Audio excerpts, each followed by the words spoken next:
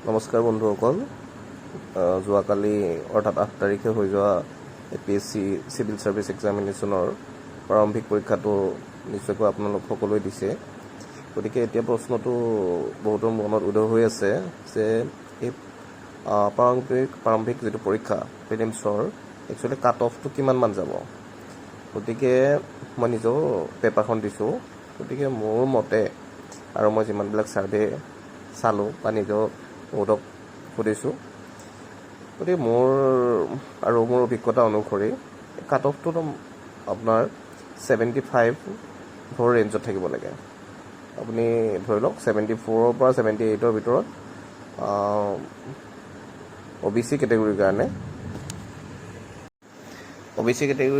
74ৰ পৰা 78ৰ ভিতৰত থাকিব লাগে মোৰ অনুমান। তাতকৈ অকণমান 5 মাৰ্কছ কমিও যাব পাৰে, যিহেতু এইবাৰ অকণমান চিটটো বেছিও আছে, মানে কিন্তু ৰেঞ্জটো প্ৰায় তেনেকুৱাই হ'ব যেন অনুমান হৈছে। আৰু যিটো আপোনাৰ ধৰক জেনেৰেলৰ 80 to 85, মেক্স টু মেক্স 90, তাতকৈ বেছি নাযায়, এইখিনি অনুমান। আৰু ST প্লেইন বা ST হিলছৰ ক্ষেত্ৰত তেওঁলোকৰ অলপ কম যাব।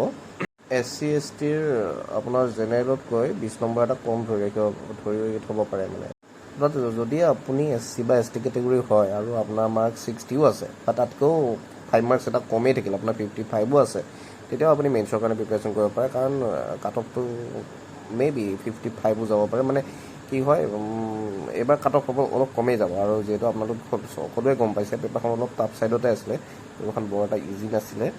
গতিকে আপোনালোকে মোৰ মতেদি যদি ST হয় বা SC হয়, 50ৰ ওপৰতে আছে বা 55ৰ ওচৰা-ওচৰি আছে, তেতিয়া আপোনালোকে প্ৰিপেয়াৰ কৰাটো ভাল আৰু মেইনছৰ কাৰণে, কাৰণ মেইনছলৈ বেছিদিন নাথাকিবগৈ এই এক্সামৰ মানে।